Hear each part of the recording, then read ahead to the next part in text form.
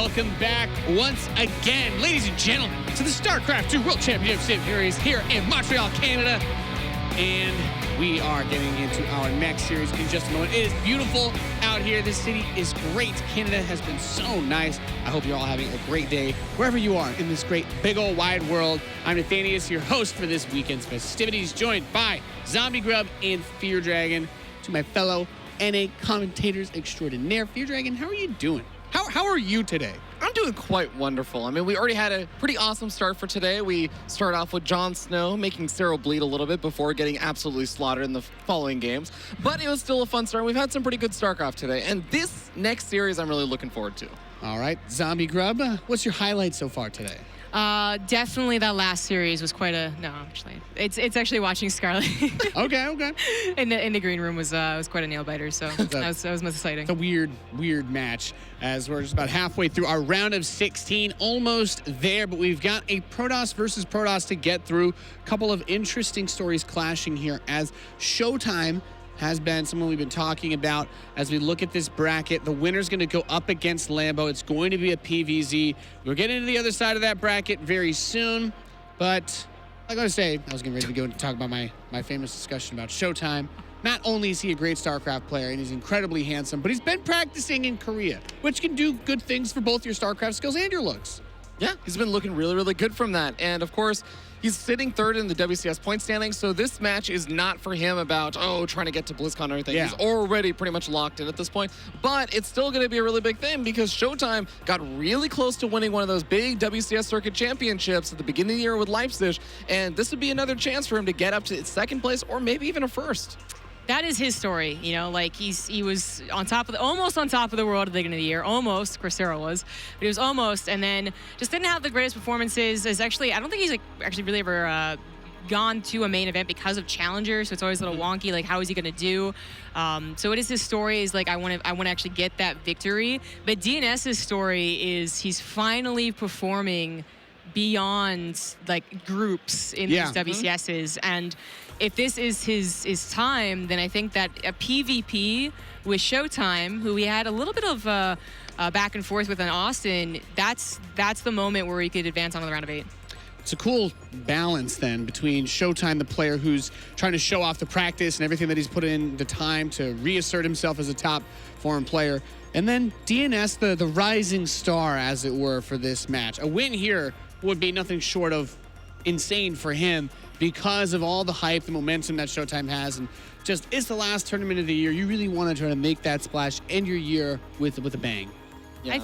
I feel like, didn't ShoWTimE say that his PvT got a lot better in Korea? Is PvP also something that he said was much better too? And I think that is where I was most impressed when he would play against the Koreans, is his PvP. So I am really scared for DNS, but then I feel like DNS also has some pretty solid PvP. I've been most impressed by his same matchup. So this should be a really close series. Yeah, Neeb was another player that improved a lot in the PvP way, playing against the Koreans, and we got to see that when he had like his big, feels like a long time ago now, that running Keswick Cup, but it was a lot of the PvP that came out of that. ShoWTimE's not someone I think we've ever thought to be weak in that matchup, Fear Dragon. Yeah, I don't think really weak in the matchup. I know we brought this up earlier during the last segment where we were talking about GSL versus the world and his match versus Zest and everything. He looked very good. Zest maybe not looking the greatest, but ShoWTimE looks really, really strong in the PvP. So I kind of still want to give I think that he can still do really well here, but I actually think that DNS is performing so well right now that I want to give him a little favoritism. Okay. Yeah, I think agree? I guess. I mean, the momentum-wise, I do believe DNS is doing a little bit better. Like, ShoWTimE was the one who was like a little shaky because it was such a late result for him yesterday. It was so late, he was like, he didn't really play her best against Special. But they both had a good night's rest, hopefully, right? Hopefully. And that, I feel, is going to reset the momentum. So that if ShoWTimE is like, it's still early in the day, I got a good night rest, I was able to work out, right? Like, then he is going to be, for me, the favorite in the series. Okay, that's cool. Which one of these players do you like more against Lambo looking forward? Lambo's been pretty hot lately, and that last match, extremely dominant. So that's kind of interesting because there is the Clash Invitational that's been going on this whole time. And DNS, it's sort of weird because I look at that and I'm like, oh, DNS has really not been doing super well in that. And he actually, I think, lost to Lambo fairly recently there. So it's like, historically, right now, I feel like DnS shouldn't be doing that well or shouldn't do that well versus Lambo. But I actually think that just because he's playing a different level this particular tournament, even from the past couple of weeks, I actually think he can do it. Yeah, that's a hard one. That's a good question. I'm on the side of ShoWTimE. I guess we're gonna No, I'm actually with you on this. Like, I think All he right. can do it, but I think that ShoWTimE I still prefer. Gotcha. Yeah, sorry. Yes. All right, we're ready to bring the players out onto the stage. We're going to get into our PvP. So many mirrors to get through, Smix. It's a lot of mirrors today. A lot of mirrors indeed, and the voice of WCS has evolved with legs and arms, and you have a body in front of you guys now. But without further ado, let's bring up onto the stage our next two players, Protoss versus Protoss. It's DnS and ShoWTimE.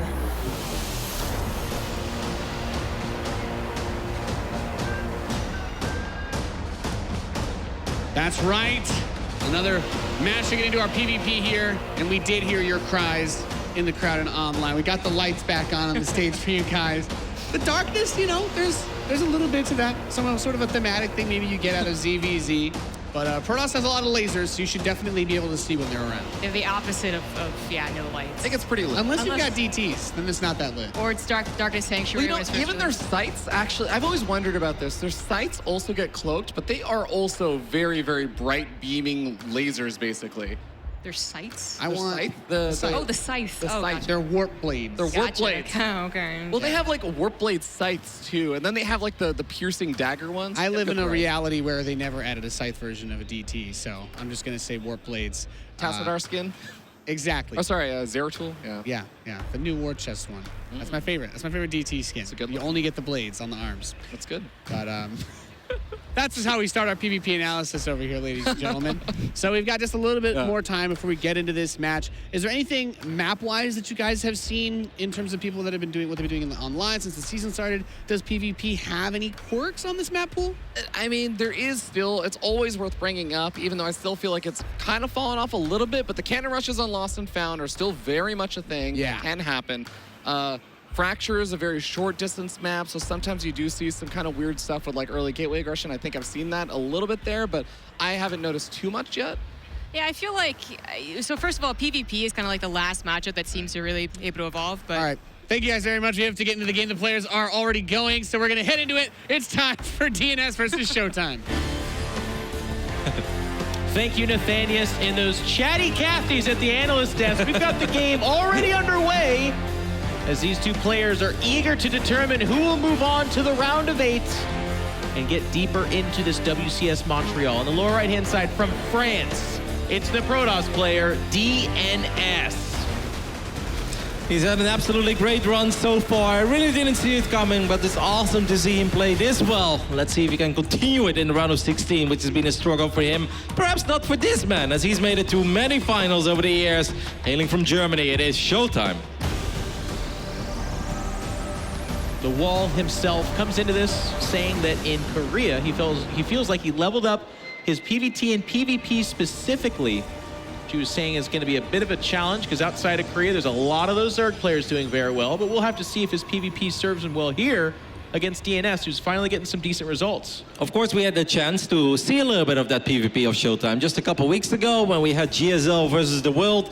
And in the round of 16, ShoWTimE was able to defeat Zest. And he did it in a very convincing way, Jeff. He just simply looked like the better PvP player. Yeah. He was the one defending. He was the one always expanding first, economically ahead. He looked very solid. Now, he did play a best of 1 as well in that tournament, the side tournament where he lost against Classic. However, that was a PvP best of 1 as it planned. Phoenix against Phoenix. I mean, those losses. Anybody can lose there. Anybody can lose those. That's my excuse when I lose with Phoenix. It just happens to be me most of the time, but you know what? Yeah. Anybody can. It's a coin flip that's slightly rigged, Yeah. okay? Heads is heavier than tails for sure. Everyone knows that. Well, But I'm just excited to see DnS here, Jeff. I really am, because DnS is a mystery to me. I feel every single time when we want to hype him up and we really want to talk him to the next level, he bombs out in the round of 16 in an ugly way. I think back of Valencia, he went up against Hero Marine and we're like, well, Hero Marine does pretty well against DnS, but I really feel DnS is playing great this event. Bam, 3-0 in 27 minutes or something. And that's not the first time that happened. Yeah. However, I don't feel this tournament we have hyped DnS that much. We have obviously complimented his great run so far. Sure. But other than that, we haven't hyped him up much. So let's see if this time is different. yeah. I mean, you could just get 3-0 here again. And we're like, well, maybe next year is a new year. Anyway, it's not starting off very good, by the way, because he's starting off with a Stalker Robo before expanding, while ShoWTimE is starting off with the Stargate. Okay. Now, if you open up Stargate, this is best case scenario. However, this Robo, Jeff, most likely, I'll let you finish the real quick story, is most likely going to be used to just get a Warp Prism out, and I think he's going to go to the other side of the map and almost try to win the game with Stalkers and a Warp Prism. Yep, you're exactly right. And it actually can be quite strong against Stargate openings. A couple of Phoenix, of course, pose somewhat of a threat to the Warp Prism itself. And if they get that Warp Prism, it's a huge, huge win. But there should be something like 6, 7, 8 Stalkers beneath that. And the Warp Prism, if handled correctly, should almost never die. This is kind of this newish style we've seen this last month or so.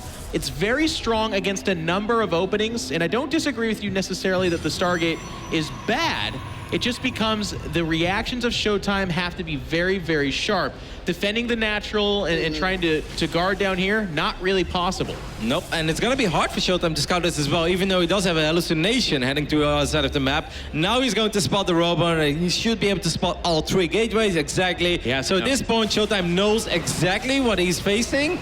But what do you do against it? Like, Phoenixes are very expensive. Yeah. Phoenixes are obviously good in high numbers. Wow, he just sacrifices the Nexus. Yeah, it's a very mature decision, but I think it's the right one. Cancel, shield barriers at the top. The Stargate tech is the one that goes longer and does better. It's all about this Warp Prism and the Stalkers. And getting on top of this ramp is not the easiest thing. Now, the challenge here, and the reason why this build is so strong, there's 2 gateways there. So if he wins the low ground battle, he's going to kill a lot of the infrastructure of ShoWTimE. I would love to see DnS expand immediately. At this point, I'm like, hey, DnS, you already accomplished, I think, what you were looking for. You're absolutely not behind. Now, let's not get too greedy, because shield batteries are freaking amazing in these early game Stalker battles. Stalkers don't have very high DPS. I don't mind him trying and testing the waters, but no more. This should really be a DnS. You got to go back, man. You got to be happy with what you got so far. He's going to try to take a couple of fights here, but very smartly here, ShoWTimE's picking up a couple of Stalkers. That's a good force field, actually. That's a really good force field. Gets the Warp Prism. There's no high ground spotting, so the attack here, I have to go to Rotterdam, and I got to say, you got to back out. Anything up this ramp is just going to be lost. He's able to save that sentry for now, which is nice. He's still warping in units, though. Too stubborn. Especially now with the Immortal on the way as well. Like, what are you going to do? Run up a ramp through a choke point into 3 batteries and an Immortal? Come on, DnS. Sometimes you got to be happy with what you got. Now he's expanding, but I feel that's 3 or 4 Stalker losses too many and a solid minute too late. Nice job with the Observer here, though. Getting anything would be good, because I think the damage he's done so far is not great. And these Phoenix are going to be able to hover over the main base for a long time and just pick up individual probes. Now, with that Immortal, of course, again, as Roddy said, the firepower for ShoWTimE is strongly in his favor, especially the shield barriers on the high ground. DnS, he's getting a little bit more, and that's nice, but he's playing with fire. So I'm like, worried the whole time, but so far so good. Yep, he's getting an Immortal on his side of the map as well, which is obviously nice, but also a tiny bit dangerous against Phoenixes. Phoenix gonna fly in there, pick up a sentry. That's not a bad pickup at all. Of course, that's 100 gas, gets another probe as well. ShoWTimE is economically ahead, but those numbers are very deceiving because 30 workers on one base, that's a few too many, actually. You really don't get much out of it. So obviously, I like DnS's position more, but I also love the army of ShoWTimE a lot better. And ShoWTimE's adding additional gateways. I don't think his plan is to go to the low ground expand. I mean, that's like plan B. I think his plan is to get a Warp Prism out and just be able to go down and fight and win the game. Now, to your point, recall, maybe? Oh, careful here. Oh, he does get the Observer, so the high ground spotting is no longer there. It's just going to have to be these force fields. He actually lost one of the sentries as well. I would love to see DnS recall, even though there's not much energy on those Phoenixes. I still think if you lose 2 or 3 Stalkers, it becomes very painful. So why not drop one more force field and now just recall home DnS, play it safe. Yeah, I love it, man. This is great.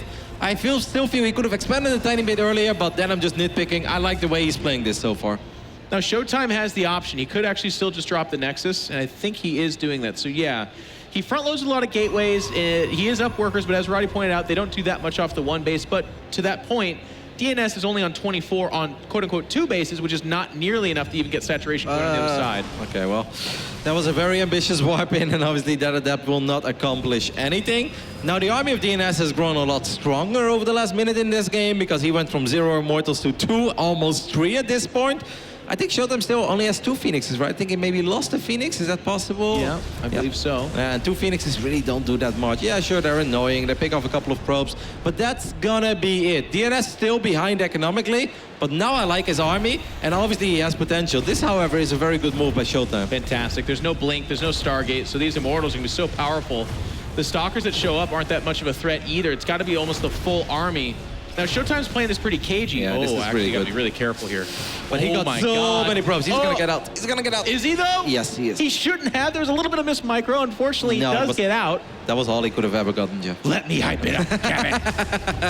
I mean, ShoWTimE is actually playing this beautifully. I loved what DnS was doing at first, but ShoWTimE, even though his back was up against the wall, has really created a significant work elite for himself. What do you think about the Adepts here?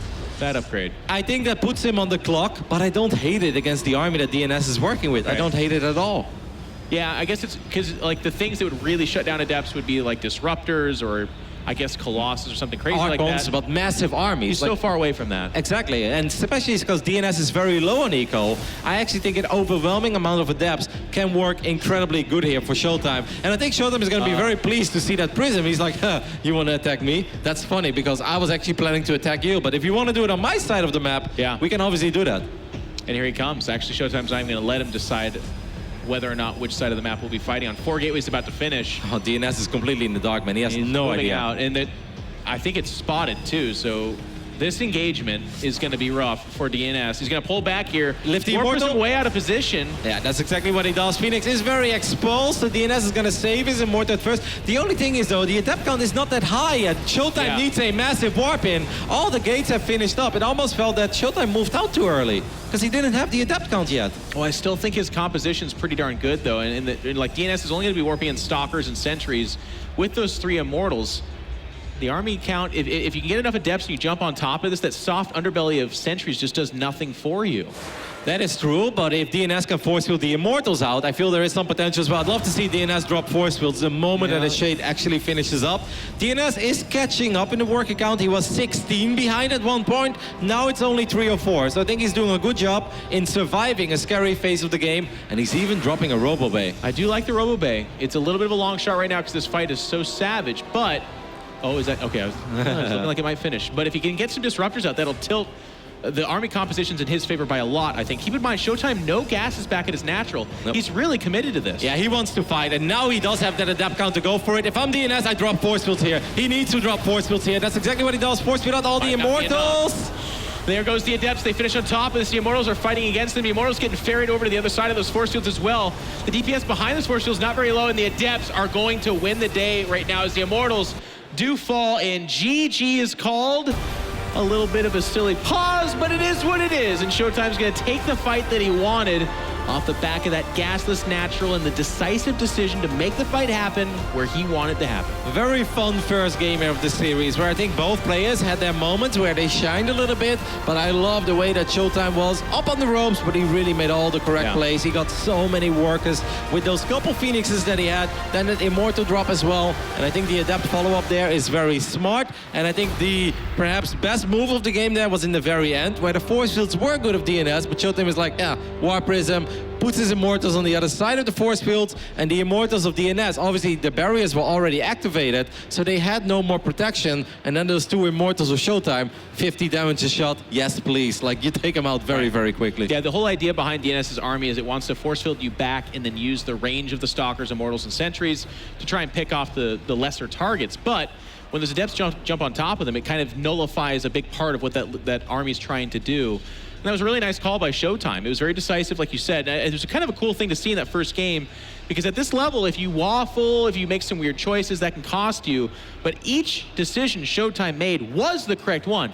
No, I'm not going to defend my natural. Yep. I'm going to go Stargate, but then also, I see you're going to lock me in. Robo immediately, by the way. Some players, like maybe myself or other worse players, would keep going with the Stargate. Maybe an Oracle or 2, maybe 5 or 6 Phoenix.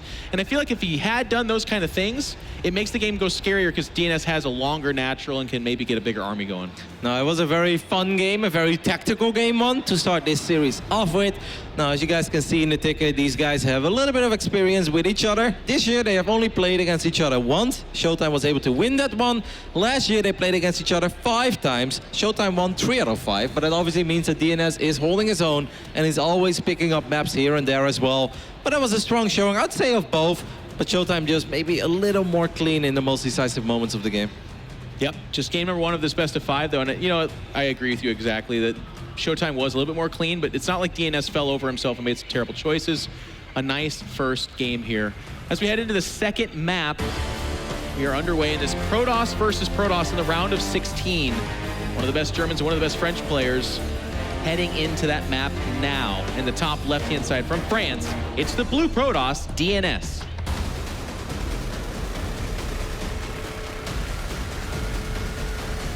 And on the south side of Dreamcatcher, we're looking at the main base of the man that made it to the finals in the beginning of the year in Leipzig. It is the ShoWTimE. I think ShoWTimE traditionally always good in PvP. That's something that Neep is very vocal about as well, right? Even when Neep also feels like a very confident individual in general, but whenever he goes up against ShoWTimE, he's always like, ShoWTimE is so good in PvP, I don't think I can do it, even though he has obviously won series there as well. But I think that says enough. When you get the love and respect from someone like Neep, you know your PvP is good. Yeah, it's fun. This current crop of top-tier non-Koreans are actually all fairly humble and very honest. ShoWTimE, another player that Sue was able to interview last night, and he was kind of quick to say, hey, I don't think Special played very good, but I didn't play good in our first series. It's kind of nice and refreshing to get that kind of honest take between people as opposed to some kind of silly interview, I suppose. But both these probes are going to hit. Actually, they both clicked on minerals. Nice. They can fade right through each other. Now, if you disagree with me, Jeff, let me know. But I always feel when I watch DnS play, and that's not even necessarily just in PvP, but a little bit overall, is that he resembles Mana a little bit. I feel like they're both obviously very good, but both sloppy in their ways sometimes, and both very aggressive. So obviously, when it goes well, it looks all amazing and really cool, but it can also fall apart very quickly. I do agree with the aggressive part in particular, and I definitely agree historically with the sloppy, but I was going to say, actually, I watched DnS versus a Laser yesterday. And you've made that comment before, so I've been watching for it, but actually DnS was executing at a very high level and very crisp is what notably came away from that. So I was hoping that he's turned a new leaf. And again, we only just saw the first game where, again, it wasn't necessarily sloppy. It was more of like a decision-making loss type of thing. So I'm going to be kind of keeping a close eye on that for that here as well. Because DnS and some of these guys, the cool thing about the WCS system is it gives them a lot of incentive to really put in the time and elevate their game. And DnS is one of those players that's been on the cusp of that for a long time.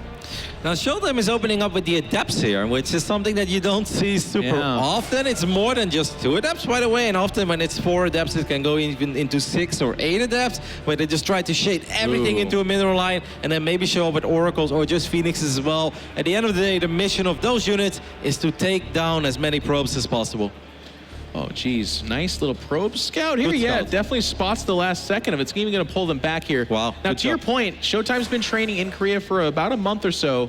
And one of the big styles over there is to get those 6 or 8 Adepts, like you were talking about, backed by the Stargate. And you can actually jump on 2 to 4 Stalkers in the middle of the map and take that fight. And if you win the fight against the Stalkers, then you're really empowering what comes off of that Stargate, be it the Oracle or Phoenix. But it's actually even worse news, Bears, potentially. That's not really a saying, but I'm going to make it a saying for DnS. And then he had 2 sentries come out, which is great for scouting. It's okay for defense, but more like mid-game defense, and particularly not very good against Adepts. Now, ShoWTimE is expanded. Of course, it's going to be a little bit later because of all of this. The Stargate is expensive. Phoenixes are very expensive. DnS's scouting has been very good so far. I really wouldn't mind if DnS temporarily locks himself in his main base. He's going to need to. Yeah, but now he's dropping a battery on the low ground, so that gives me the idea he doesn't want to do that. Now he needs to warp in extra Stalkers as quickly as possible. If he ends up losing 3-4 probes, that's really not bad if you take out 5 or 6 Adepts. Yeah. But if it turns into 8 or 9 probes, is that's there a where probe in position at the net? Yeah, okay, Yes. there is. He's got to be quick. He's not quick enough. Oh my! What? Oh, well, that's actually, perfect. that's perfect. Yeah. I wish that's how it worked for me. I'd be like, "Here's a cool move," and then all 6 get in, and you're like, "Wow." I don't think that was totally on purpose. But now he bought some time for an extra warp in. I think he's okay with fighting this. Just okay. Wow, ShoWTimE doesn't finish. What I like about this for ShoWTimE question mark is he's baited out a couple of force fields, or was that a? Well, okay. Here's the thing: you don't need to commit to that. He already got a shield battery. Did a little bit of damage. he doesn't have to win the fight there. He's not doing an all-in or something. He sees the naturals not saturated. So yes, his Nexus is a little bit later, and that's not ideal. But if you look down at the probe count, it's fairly similar. Now, this is the dangers that he gets chased back. What does ShoWTimE have at home? He doesn't have a shield battery yet. So this is actually a little bit worrisome, so to speak, because Adept's in a straight-up fight against all these Stalkers is really not that good. That could be a Guardian shield, perhaps, for DnS as well. Gets a nice volley off on that Stalker, almost takes it down. I wouldn't mind to see DnS trading here, but obviously he doesn't have the vision that we have, and he didn't know there was no battery yet. Fairly safe play from both players. There's a moment there where they could have committed and it could have gone very well. We had the 6 Adepts inside the main of DnS, or excuse me, ShoWTimE. And that could have been, no, DnS, I had it right the first time. Yeah. And that could have been nice, but he says instead, no, if I commit to that and it doesn't go well, then that's me going down 0-2 potentially. I'm very confused about the Forge before the Twilight console. Okay, now he's getting a Twilight as well, so you could say maybe it's not that big of a deal, but if I open up with that many Stalkers, Jeff, and I know my opponent has 4 Phoenix, my number 1 priority is get Blink out as quickly as possible. His Blink is going to be very late. It's so late that he might even skip it in a weird way. Maybe goes, oh, that's a weird recall. And still ends up losing the Phoenix as well. He could have just tucked him into the corner a little bit, regenerate shields, and then go for it, or just not do it at all. But yeah, I'm a little bit surprised to see how late that Twilight is for DnS. Yeah, I agree. I like the call for skipping Blink here, by the way. I'm waiting a second to see if that is going to be the thing to do. I don't think he's going to do it, but it would be a cool move. Another Robo. Oh, he is doing it. It'll be charged. Awesome. And I don't mind this. If you guys wonder at home, like, why he has so many Stalkers? It's just, Blink is good the quicker you get it. But having like a 7 or 8 minute Blink, it just doesn't do that much for you. DnS also knows that he picked off a Phoenix. He's not playing against the Protoss that's making 12 Phoenixes. No, it's just these 4 Phoenixes. So why waste all that time with your Twilight console while you can potentially get a very strong charge load Archon attack going? And obviously, yeah, Blink is great in map control and picking off a unit here and there. But if you want to go for a big, head-on fight, you much rather have charge and Archons than you want to have Blink. Yeah, exactly right. Or even if you're just going to make that fight about canceling the 3rd or fighting at the 3rd, that is the better composition as well. I will say that Blink synergizes pretty cool with Disruptors, which are kind of coming back in fast. We're seeing a lot in PvT, PvZ, of course, and still PvP. But both players have a similar idea. There's a lot of gateways, in fact, 6 apiece. Charge, and I don't know if there's a Templar Archives for ShoWTimE just yet, but I'm sure there's one close behind, if not already there. Now, I'm crazy, Jeff, but the moment I see 2 High Templars warping in, I'm going for it. I don't care how many Stalkers you've got over there. Yeah, absolutely. That's so much gas. That's so annoying as well if you lose High Templars. So I would have loved to see him go for it, but obviously he would have ended up losing at least a Phoenix, if not 2 of them. But if he gets both High Templars, that is a trade I'll gladly make in this phase in the game. 3rd does get spotted basically as soon as it went down, and we're going to have to see this reaction from ShoWTimE. If he's going to make a 3rd, okay, there he is. He's parked over at it. 400-ish minerals, and look at that, their supplies very close, workers, army, all very similar, and the composition is going to be dangerously close as well. So one of the kind of funny things that happens when you scout your opponent, you're like, wait, you got Charge Light Archon Immortal, you've got the same number of gateways, we're both taking a 3rd. I'm not super keen on attacking you right now.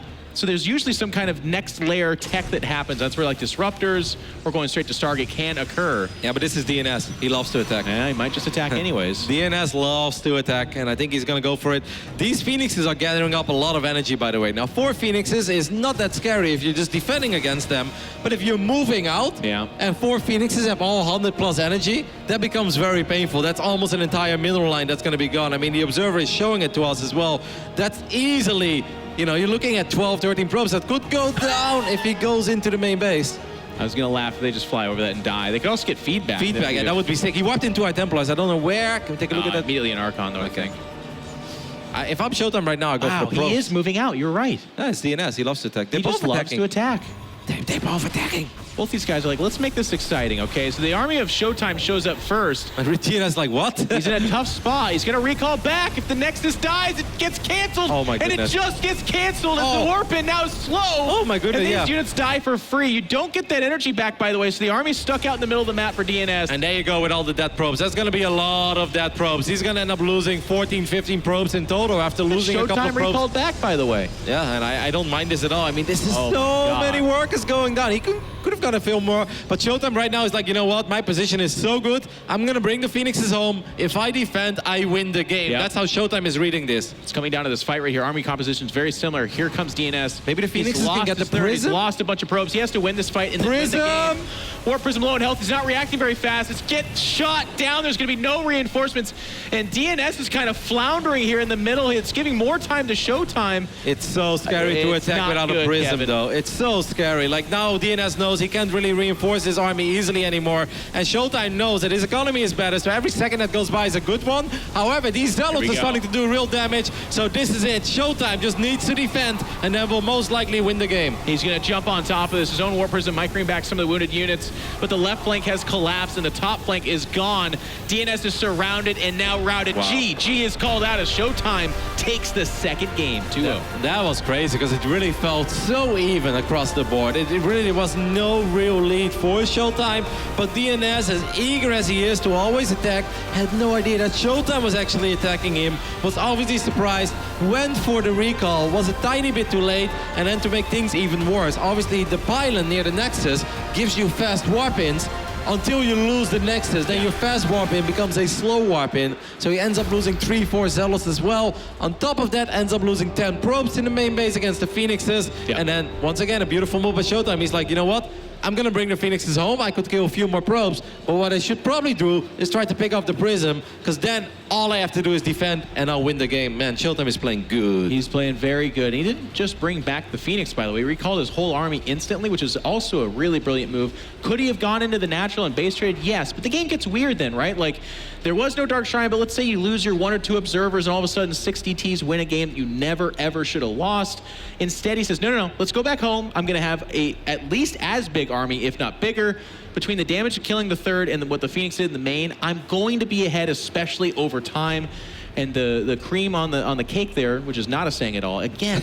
But, Kevin, to your point... You're making them up today, Jeff, It's and a I like beautiful it. day. We're inventing things everywhere. But the Phoenix picking off the Warp Prism, that pretty much sealed the deal. If they had any kind of discrepancy in army, it goes away when DnS is not able to reinforce nearly as fast. I'm taking notes as we cast, Yeah. rather than speak.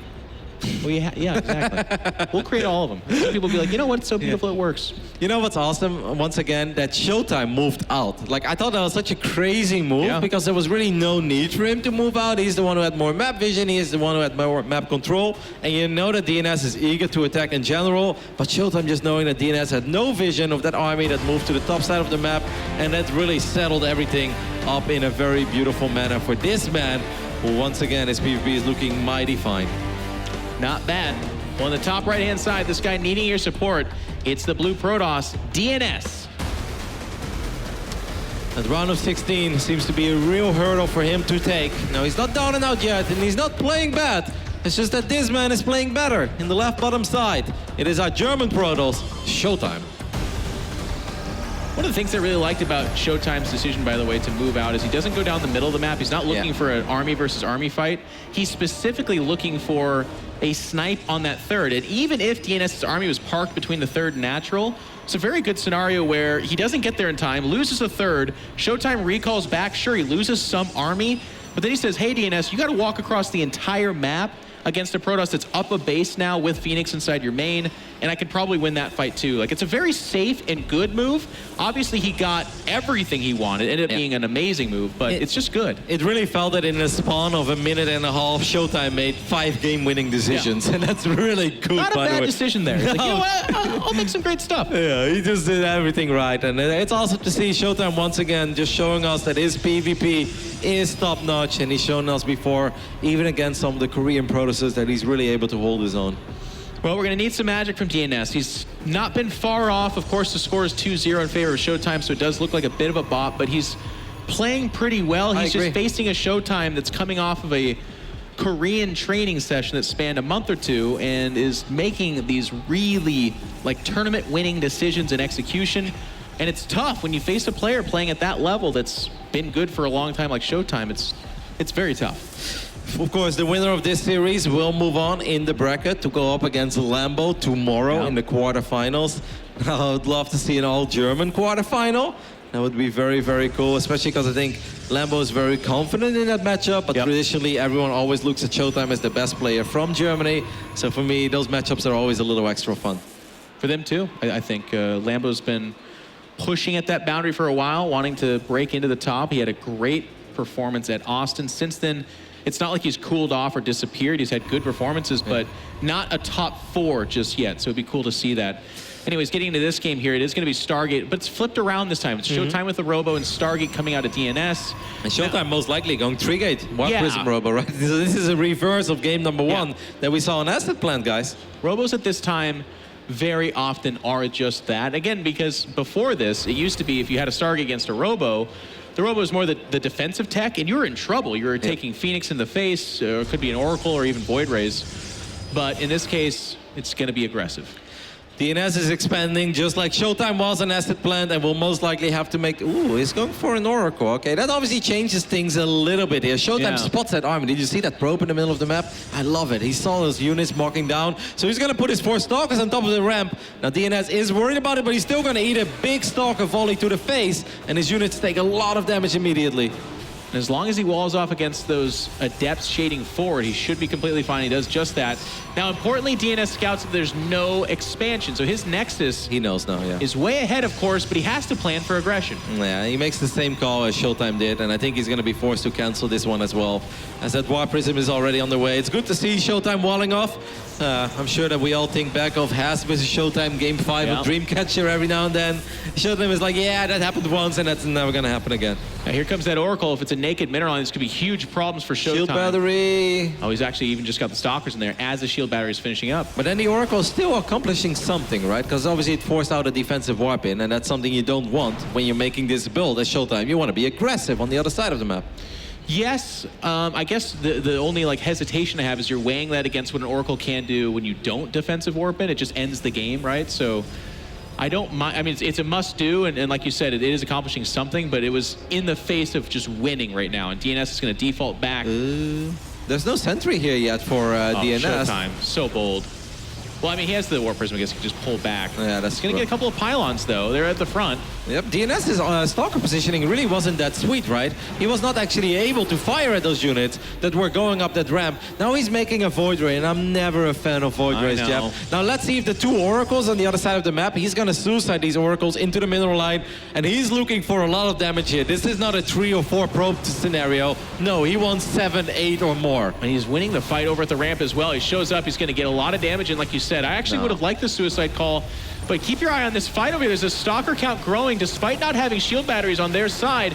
ShoWTimE's army is just winning the fight right now. Yep, because the Stalker positioning of DnS has been very awkward. But now, the Void Ray! The Big Daddy Void Ray shows up, and Void Ray is obviously really good in pushing this back. And since ShoWTimE is not expanding yet, like, I understand the Void Ray, and I feel like he needs it because he doesn't have a Robo.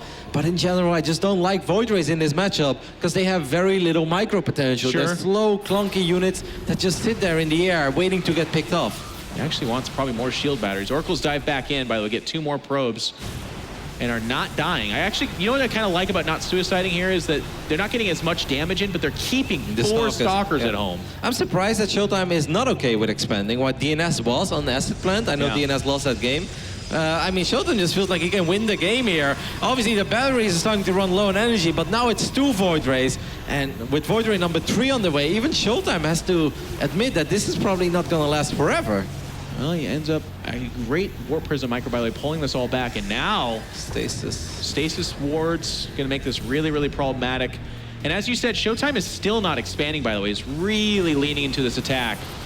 Good force field. Grabs another Stalker. I mean, can we take a look at the units lost? Because I really felt DnS has lost a lot more than ShoWTimE. Gee, ShoWTimE just almost not losing anything. Only lost a single Stalker so far.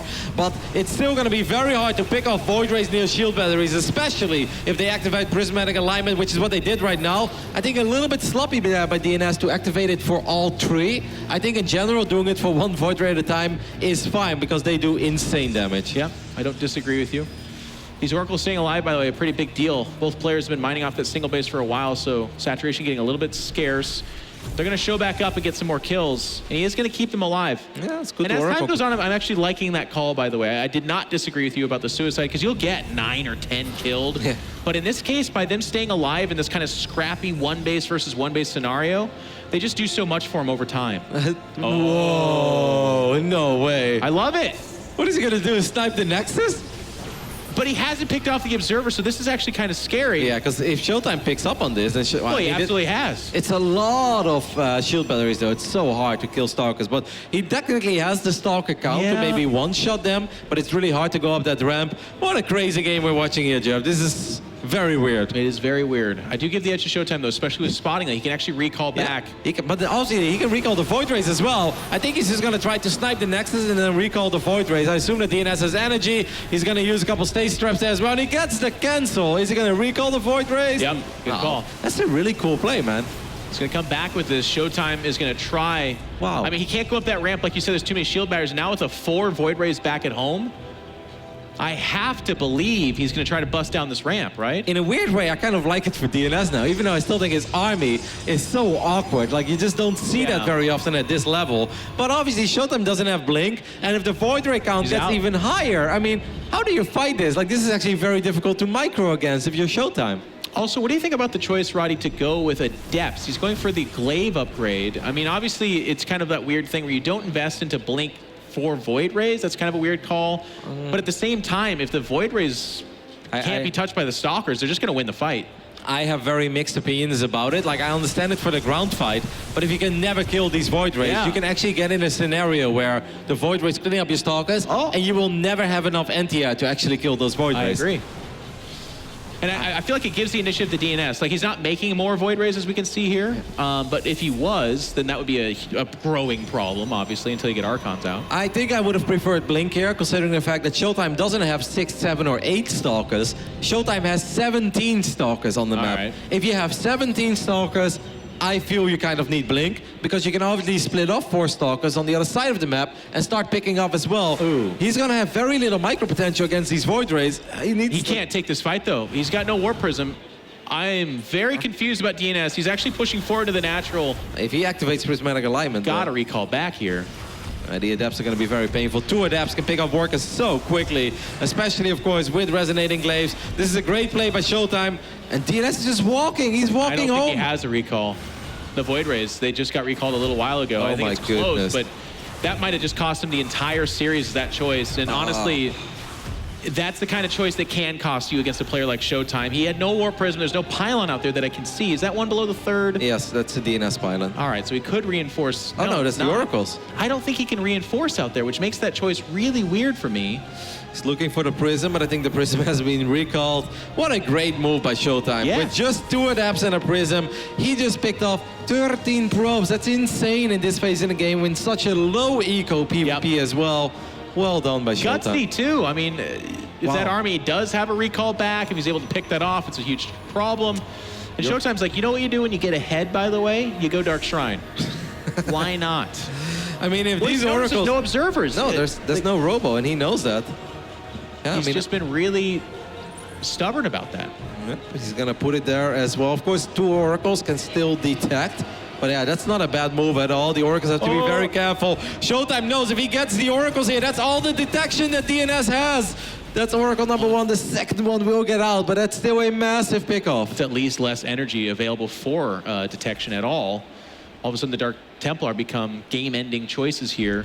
And ShoWTimE's going to push forward. Gateway's behind this, even more adepts. I feel DnS should have just tried to win the game with his Void Rays there. Even if that was hard, and even if he didn't have a Warp Prism or a Pylon. If you walk to the other side of the map with 4 Void Rays, you got to go for it. Like, just running back, losing that many probes. I just don't know where you take it from here. Because now, once again, I feel the Void Rays are just so awkward.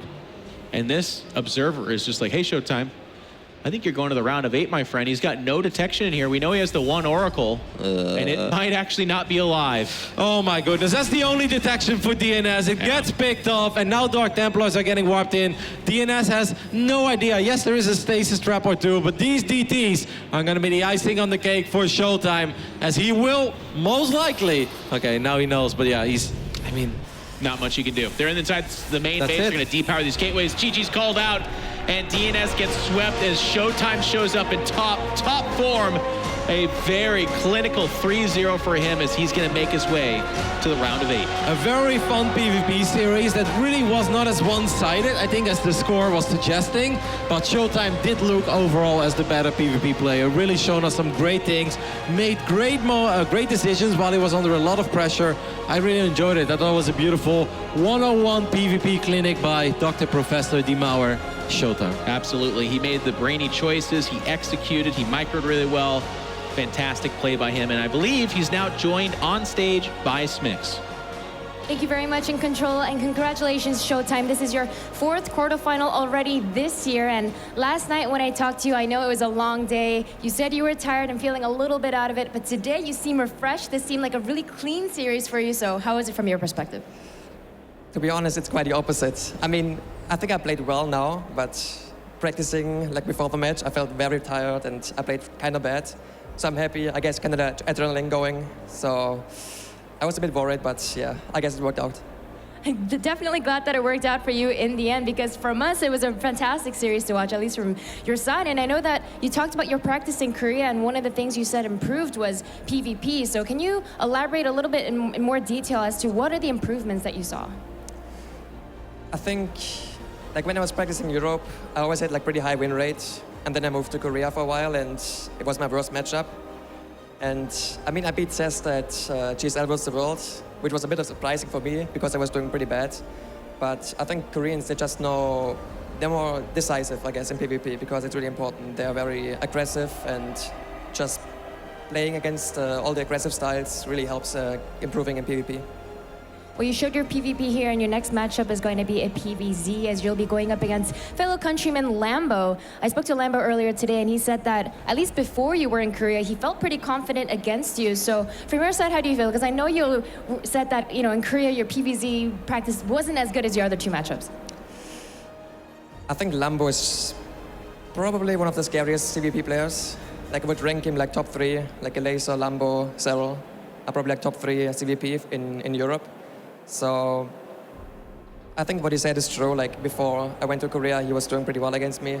Like I was barely winning any games. So I'm hoping that my PvC is good enough to take him out now.